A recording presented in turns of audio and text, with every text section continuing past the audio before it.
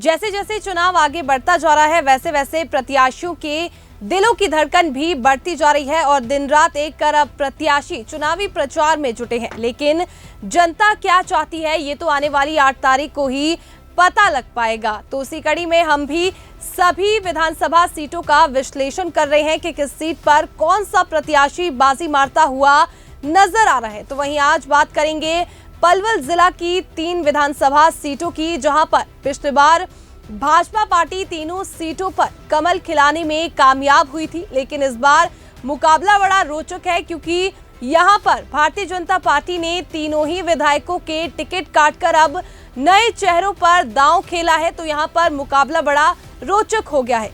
तो वहीं अधिक जानकारी के लिए हमारे संवाददाता सुंदर कुंडू पलवल से जुड़ गए हैं, उनसे बातचीत करेंगे और तीनों विधानसभा सीटों की स्थिति का जायजा लेंगे।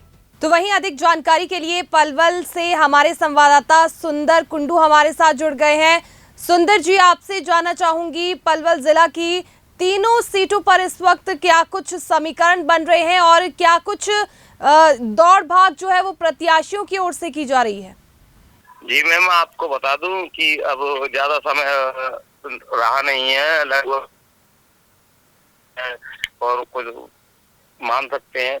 तो यहाँ पे सभी प्रत्याशी अपनी अपनी उसमें है, जो आजमाइश में लगे हुए हैं। सभी अपने अपने तौर तरीके से अपना प्रचार में जारी हैं। जी, पलवल जिला की सीट की बात करें तो क्या कुछ पलवल सीट पर समीकरण बनते हुए नजर आ रहे हैं? मैं शिवानी जी बता दूं, पलवल जिला में कोई सीट नहीं है। पलवल एक जिला है, पलवल में 3 सीटें हैं। पलवल विधानसभा, पलवल जिला के अंदर एक तो पलवल विधानसभा क्षेत्र है, एक पलवल जिला के अंदर ही होडल विधानसभा क्षेत्र, एक हथीन विधानसभा क्षेत्र है। अगर हम बात करें पलवल से, आप पलवल का आपने नाम लिया, पलवल में गौरव गौतम जो भाजपा के प्रत्याशी हैं, उन्होंने चुनाव में बहुत अच्छी मजबूती पकड़ ली है। और वैसे आपको मैं बता दूं, यहाँ से करण सिंह दलाल जो हैं, उन्होंने बिना कांग्रेस का टिकट मिले हुए, पहले तो ये समन न्यूज ने पहले दिखा दिया था कि उन्होंने नॉमिनेशन कर दिया था एज ए कांग्रेस प्रत्याशी के तौर पर। तो अभी यहाँ पलवल विधानसभा क्षेत्र की तो गौरव गौतम और करण दलाल के बीच में कड़ा मुकाबला देखने को मिलेगा। आज की स्थिति अगर मानो तो करण दलाल बहुत मजबूत नजर आ रहा है।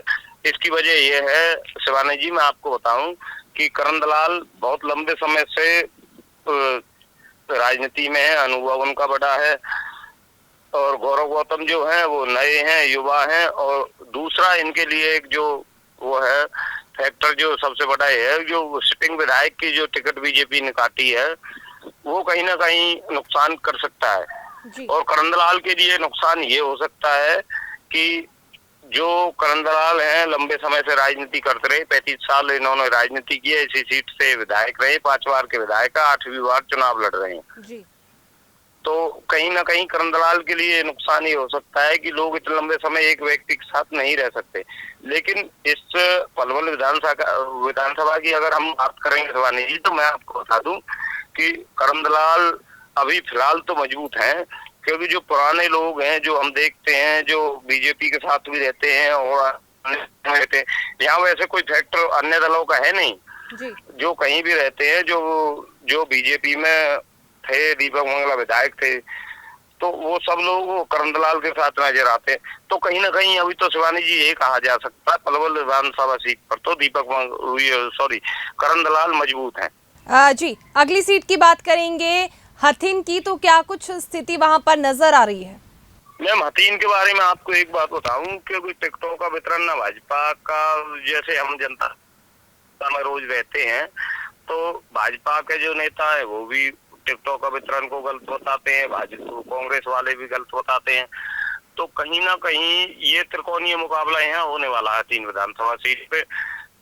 सबसे पहले अगर हम नाम लें तो यहाँ पे आता है तैयब हुसैन भीमसी का जी।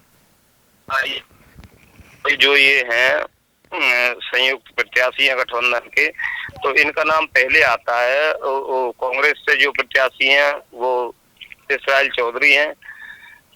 तीसरा मनोज रावत है जी, क्योंकि मनोज रावत को भी जो पूर्व विधायक हैं, पूर्व तो अभी नहीं कह सकते उनसे, जब तक चुनाव नहीं होंगे, निवर्तमान विधायक कह सकते हैं उनसे, परवीन डागर, उनका भी टिकट यहाँ से कटा है। यहाँ पे अगर हम हथीन में देखें तो हथीन में तो हिंदू मुस्लिम का चुनाव होना है जी। तो कहीं ना कहीं अगर इसको देखें तो यहाँ पे तो कांग्रेस और INLD बसपा के बीच में चुनाव होना है। जी, भाजपा क्या कहीं नजर नहीं आ रही है? नहीं, भाजपा इस वजह से नजर नहीं आएगी मैम, क्योंकि हिंदू जो कैंडिडेट है वो 4 कैंडिडेट हो गए और जहां से मनोज रावत को चुनाव दिया गया, वो सॉरी कैंडिडेट बनाया गया भाजपा द्वारा, तो उसके गांव से ही पूर्व विधायक केर सिंह रावत चुनाव लड़ रहे हैं जी। वो उनके और पाल से चुनाव लड़ रहे हैं और इतनी वो जो पूर्व निवर्तमान विधायक परवीन डागर है उनकी सक्रियता नजर नहीं आ रही। जी, अगली सीट की बात करेंगे होडल की, तो क्या कुछ समीकरण यहाँ पर बनते हुए नजर आ रहे हैं, क्योंकि कांग्रेस के प्रदेशाध्यक्ष उदय भान इस सीट पर प्रत्याशी है। जी मैम, ये तो बड़ी हॉट सीट हरियाणा की है जी। और ये समय न्यूज पहले बता चुका है अपने दर्शकों को। तो ये तो उदय भान जी के लिए तो वैसे तो ठीक है सीट जी। जो 4 बार विधायक रहे हैं, इनके पिताजी विधायक रहे हैं, लेकिन दिक्कत ये है कि चौधरी उदय भान जी जो हैं PCC के प्रेसिडेंट हैं, वो टाइम नहीं दे पाए, कहीं ना कहीं ये उदय भान जी के लिए गड़बड़ साबित ना हो जाए। और सबसे इसमें जो बड़ा फैक्टर आ रहा है, ये रिजर्व सीट है, मैं आपको बता दूं। पिछले बार भी उन्हें हार का सामना इस सीट से करना पड़ा था, तो क्या कुछ मजबूती इस बार नजर आती है कि उदय भान वापस जो है इस सीट पर कांग्रेस की ओर से जीत दर्ज कर पाएंगे? अभी तो शिवानी जी समन न्यूज हरियाणा इस बात की पुष्टि नहीं कर सकता, क्योंकि जो धरातल के हालात है, शायद अभी तो उदय भान जी 52-48 में होंगे शायद। जी। जी, इसके अलावा बात करें तो भाजपा के जो 3 विधायक थे जिन्होंने 2019 के चुनावों में जीत हासिल की थी, वो इन चुनावों में कहीं नजर नहीं आ रहे हैं। मैम, तीनों विधायकों ने दूरी बना ली है। कल का एक वीडियो था जिसमें कृष्णपाल गुर्जर जी जो है फैजाबाद लोकसभा क्षेत्र से लोकसभा के सांसद हैं, केंद्रीय राज्य मंत्री हैं, उन्होंने जो बताया था, तो परवीन डागर जी आए थे वहां पे, तो वैसे कोई नजर नहीं है। दीपक मंगला कहीं चुनाव प्रचार में नजर नहीं आ रहे हैं, पलवल से विधायक थे जी। जगदीश नायर होडल से विधायक थे और परवीन डागर कल नजर आए, उसके बाद कोई नजर तो चुनाव प्रचार में आ नहीं रहा। जी, जनता के बीच आप जा रहे हैं, क्या कुछ जनता कह रही है, किस तरह से नेताओं को जो है वो जनता अपने द्वार आने दे रही है? मैम, जनता का अपना अपना मत होता है जी। जनता अब में जा रहे हैं, हम 3 लोगों के बीच में जाते हैं, 2 में से एक कहता है कि भाई वो पुराने विधायक को लेकर के आओ जी। तो अब ऐसे तो ये हम तो इसमें कैलकुलेट कर नहीं सकते ना कि कौन किसको चुनेगा, ये तो पोलिंग होगी तो पता चलेगा। लेकिन ये है कि शायद यहाँ से जी जो सबसे मजबूत स्थिति हमें दिखाई देती है, तो पलवल जिले में 3 सीटें हैं जी। तो पलवल जिले की तीनों सीटों पर 2 सीटों पर कांग्रेस लगभग आगे जाती नजर आ रही है जी। तो वहीं अगर बात करें विकास कार्यों की, तो आपको क्या लगता है कि जो 3 विधानसभा क्षेत्र है वहां पर जनता को सारी सहूलियत मिल पाई है, सभी सुविधाएं जो है वो आम जनता को मिली है? ये तो शिवानी जी मैं आपको बता दूं, यहाँ जनता ने कोई सहूलियत दी होती तो ये लोग, जनता को कोई सहूलियत दी होती तो ये लोग किसी की ना बीजेपी की बुराई करते, ना कांग्रेस करते जी। ना इनेलो की करते। अभी तो कुछ ऐसा कोई बताते नहीं, वो तो लोगों को जो भावना है आप दिखाते हो तो वो यही बोलते हैं कि यहाँ कुछ हुआ ही नहीं। जी, पिछले बार दक्षिण हरियाणा बेल्ट में भाजपा को काफी ज्यादा बढ़त मिली थी, इस वक्त क्या कुछ समीकरण है, क्या इस बार भी भाजपा वही बढ़त बरकरार रख पाएगी? इसके बारे में शिवानी जी मैं आपको एक बात बता दूं जी, ये लोकसभा का जो चुनाव हुआ ये बड़ा फैक्टर रखता है जी। तो तो बीजेपी ने मान लिया कि इंद्रजीत को बड़ा नेता मान लिया, लेकिन दक्षिण हरियाणा के लिए करण दलाल की टिकट काट दी थी फरीदाबाद लोकसभा क्षेत्र से जी। वो नाराज हो गए। और मैं आपको एक और बता दूं, अपने दर्शकों को बता दूं जी। जो करण दलाल हैं वो भूपेंद्र सिंह हुड्डा के समधी हैं। जी। तो करण सिंह दलाल नाराज हो गए थे, फरीदाबाद से टिकट मांग रहे थे लोकसभा की। जी। वो नाराज हुए, नाराजगी का फिर भूपेंद्र सिंह हुड्डा, चौधरी उदय भान जो पीसीसी प्रेसिडेंट हैं वो आए। उन्होंने, मैं भी नहीं था, कोई और भी नहीं था, उनके अंदर क्या बात हुई इस बारे में तो हम बता नहीं सकते, लेकिन उसके बाद करण दलाल ने विधानसभा में बिना टिकट मिले नॉमिनेशन फॉर्म फाइल कर दिया एज ए कांग्रेस कैंडिडेट।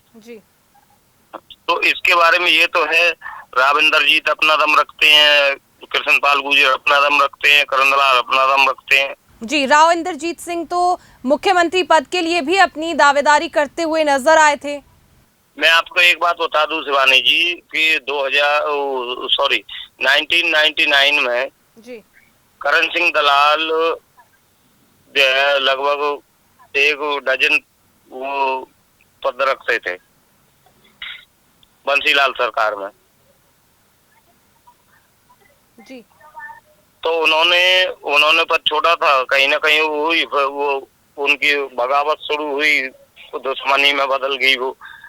तो ऐसा तो अभी नहीं लगता कि कहीं राविंदरजीत मुख्यमंत्री बनेंगे, लेकिन दावेदारी करते हुए तो वे नजर आए थे ना। और अहिरवाल बेल्ट में भी ये डर है कि अगर जाट मुख्यमंत्री बनता है तो फिर से उनकी अनदेखी हो जाएगी।